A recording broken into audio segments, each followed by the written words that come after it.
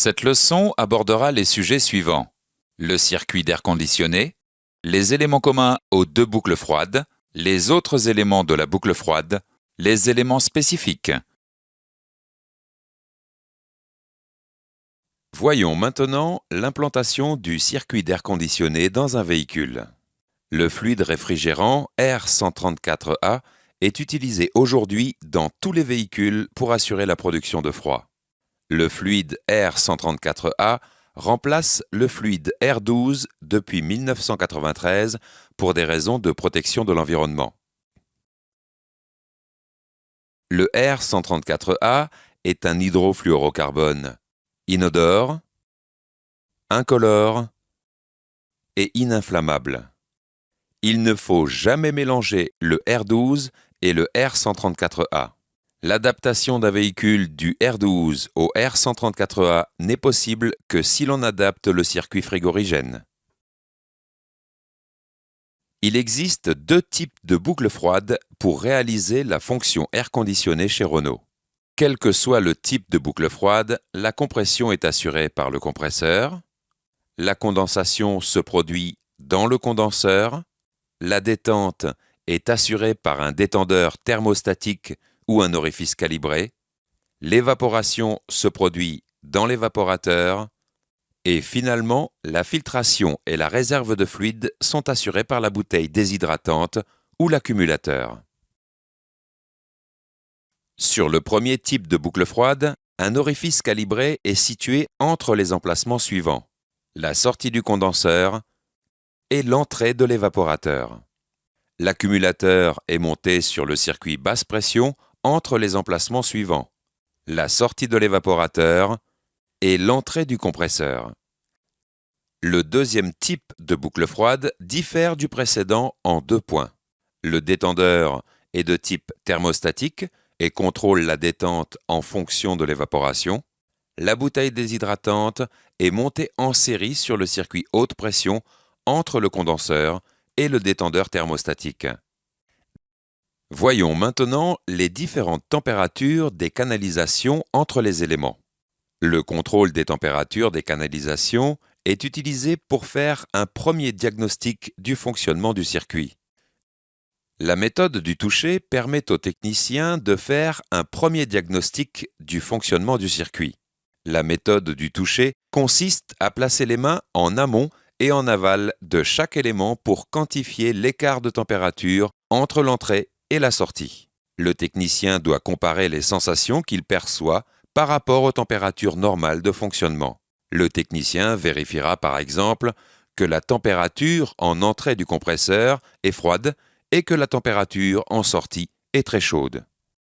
Dans ce chapitre, nous avons vu les points suivants. Le fluide réfrigérant R134A est utilisé dans tous les véhicules et remplace le fluide R12 pour des raisons de protection de l'environnement. Il existe deux types de boucles froides pour réaliser la fonction air conditionné chez Renault. Le premier type de boucle froide comprend un détendeur à orifice calibré et un accumulateur. Le deuxième type de boucle froide comprend un détendeur thermostatique et une bouteille déshydratante. Le contrôle des températures des canalisations est utilisé pour faire un premier diagnostic du fonctionnement du circuit.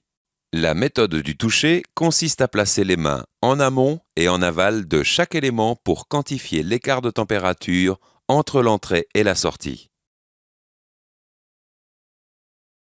Voyons maintenant le rôle et le fonctionnement des éléments communs aux deux boucles froides. Intéressons-nous d'abord au compresseur. Le compresseur est l'élément moteur du circuit. Le compresseur est entraîné par une courroie d'accessoires. Le compresseur aspire le gaz, puis le pulse vers le condenseur. Le compresseur élève la pression et assure la circulation du fluide dans le circuit. Le compresseur ne doit pas être entraîné constamment. Un embrayage électromagnétique monté sur la poulie du compresseur assure ainsi le cyclage. L'embrayage électromagnétique est composé principalement des éléments suivants: un plateau mobile, un électroaimant et un arbre. L'appui sur le panneau de commande alimente électriquement l'électroaimant. L'électroaimant attire le plateau d'embrayage contre la poulie libre. La poulie libre devient solidaire de l'arbre du compresseur. Tous les éléments internes du compresseur sont alors entraînés. Il existe deux types de compresseurs, les compresseurs à cylindrée fixe et les compresseurs à cylindrée variable. Voyons d'abord le compresseur à cylindrée fixe.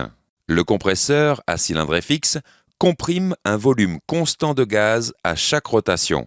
La régulation de froid est obtenue en alternant l'enclenchement et l'arrêt de l'embrayage électromagnétique. Le compresseur à cylindrée fixe est composé principalement des éléments suivants: un arbre, une came, un plateau oscillant et des pistons. L'embrayage électromagnétique est activé. L'arbre du compresseur, entraîné en rotation, fait tourner la came. La came transmet son mouvement au plateau oscillant. À chaque rotation du plateau, les pistons oscillent avec une amplitude fixe, permettant l'aspiration et le refoulement du fluide. Un ensemble de clapets assure la synchronisation de l'entrée et la sortie du fluide, permettant donc sa mise sous pression. Voyons maintenant le compresseur à cylindrée variable. Le compresseur à cylindrée variable ajuste en permanence le volume de gaz comprimé. Le compresseur à cylindrée variable est composé principalement des éléments suivants: un arbre, un plateau oscillant et des pistons. Voyons maintenant le fonctionnement du compresseur à cylindrée variable. La modification de la cylindrée est obtenue par la variation de l'angle du plateau oscillant, ce qui augmente ou diminue la course des pistons. Lorsque la demande en froid est importante, le plateau oscillant a un angle maximum et le volume de gaz comprimé est maximal. Lorsque la demande en froid est faible, le plateau oscillant a un angle minimum et le volume de gaz comprimé est minimum. La lubrification du compresseur est assurée par une huile spécifique. L'huile assure plusieurs fonctions: lubrifier les pièces en mouvement, participer au refroidissement du compresseur, renforcer l'étanchéité et participer à la filtration. L'huile diffère selon le fluide réfrigérant utilisé et le type de compresseur. Vous pouvez trouver les spécifications des huiles utilisées pour les compresseurs dans la documentation technique. Dans ce chapitre, nous avons vu les points suivants. Le compresseur élève la pression et assure la circulation du fluide dans le circuit. Un embrayage électromagnétique est monté sur la poulie du compresseur pour assurer le cyclage. Le compresseur à cylindrée fixe comprime un volume constant de gaz à chaque rotation. Le compresseur à cylindrée variable ajuste en permanence le volume de gaz comprimé. La lubrification du compresseur est assurée par une huile spécifique au fluide réfrigérant et au type de compresseur. Voyons maintenant le rôle des autres éléments de la boucle froide. Regardons d'abord le condenseur. Le condenseur a pour rôle de dissiper la chaleur accumulée pendant la compression du gaz. Le condenseur est composé de plusieurs canaux parallèles. Le fluide est refroidi et condensé lors de son passage dans les canaux parallèles du condenseur. En sortie du condenseur, le fluide est liquide, sous pression et légèrement refroidi. Un ou deux motoventilateurs accolés au condenseur permettent de faciliter la condensation. Le ventilateur soufflant est placé en avant du condenseur, le ventilateur aspirant est placé en arrière du condenseur. Les motoventilateurs disposent de plusieurs vitesses. Voyons maintenant l'évaporateur. L'évaporateur est situé après le détendeur et il est intégré au circuit d'air habitacle. L'évaporateur assure l'évaporation du fluide relâché par le détendeur. Une soufflerie aspire l'air à travers l'évaporateur. En s'évaporant, le fluide absorbe les calories de l'air aspiré dans l'habitacle. L'air aspiré sort refroidi et son humidité se condense sur les parois de l'évaporateur. En sortie de l'évaporateur, le fluide est gazeux, à basse pression et légèrement réchauffé. Étudions maintenant les éléments de sécurité de la boucle froide. Le capteur de pression de fluide réfrigérant est implanté sur circuit haute pression. Le capteur de pression a pour rôle d'informer en permanence le calculateur. La sonde évaporateur est située sur les ailettes au point le plus froid de l'évaporateur. La sonde évaporateur est présente sur tous les véhicules équipés de compresseurs à cylindrée fixe et certains véhicules équipés de compresseurs à cylindrée variable. Le rôle de la sonde consiste à mesurer la température de l'air pulsé à travers l'évaporateur afin d'empêcher son givrage. Voyons enfin les autres éléments du circuit. La boucle froide comporte des canalisations rigides en aluminium ou en acier et des canalisations flexibles en caoutchouc. Les canalisations du circuit gazeux sont de grand diamètre et de petit diamètre sur le circuit liquide. Les raccords sont à embout clipsé ou à bride. Les raccords sont équipés de joints toriques spécifiques. Les joints toriques doivent être systématiquement remplacés lorsqu'ils sont déposés et être enduits d'huile de compresseur au remontage. La valve de remplissage autorise le raccordement de la station de charge et assure l'ouverture du circuit. La boucle froide comporte une ou deux valves de remplissage de diamètres différents. Dans ce chapitre, nous avons vu les points suivants. En sortie du condenseur, le fluide est liquide, sous pression et légèrement refroidi. Un ou deux motoventilateurs accolés au condenseur permettent de faciliter la condensation. En sortie de l'évaporateur, le fluide est gazeux, à basse pression et légèrement réchauffé. Le capteur de pression et la sonde évaporateur sont des éléments de sécurité de la boucle froide.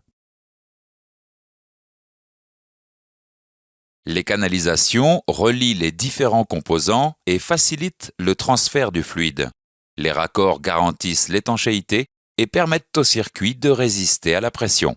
La boucle froide comporte aussi des canalisations, des raccords équipés de joints toriques et une ou deux valves de remplissage.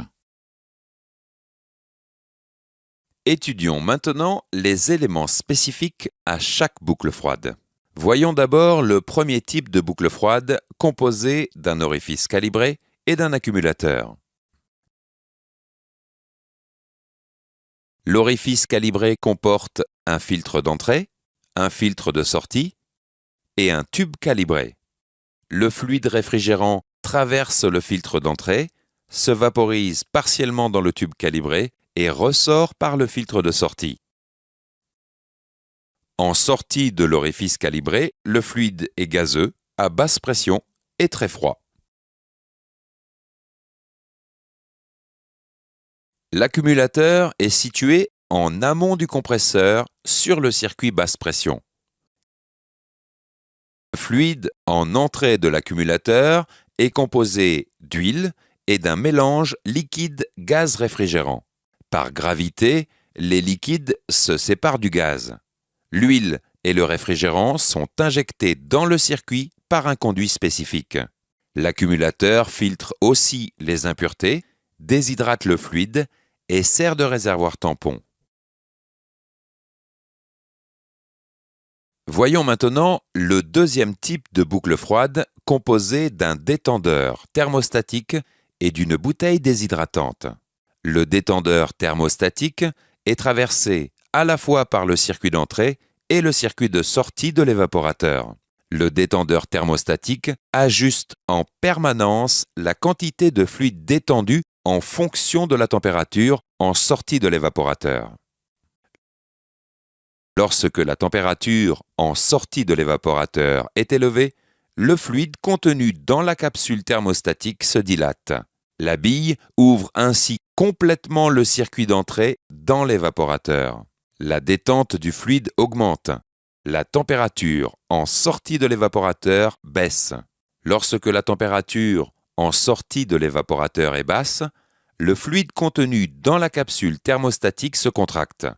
La bille stoppe ainsi le passage du fluide. La production de froid s'arrête jusqu'au retour d'une température élevée en sortie. La bouteille déshydratante est placée entre le condenseur et le détendeur thermostatique. Le fluide en entrée de la bouteille est composé d'huile et de liquide réfrigérant. Le fluide tombe par gravité dans la bouteille. Le mélange huile-réfrigérant est filtré, déshydraté, puis injecté dans le circuit. La bouteille déshydratante sert également de réservoir tampon. Dans ce chapitre, nous avons vu les points suivants. En sortie de l'orifice calibré, le fluide est gazeux, basse pression et très froid. L'accumulateur filtre les impuretés, déshydrate le fluide et sert de réservoir tampon. Le détendeur thermostatique ajuste en permanence la quantité de fluide détendu en fonction de la température en sortie de l'évaporateur.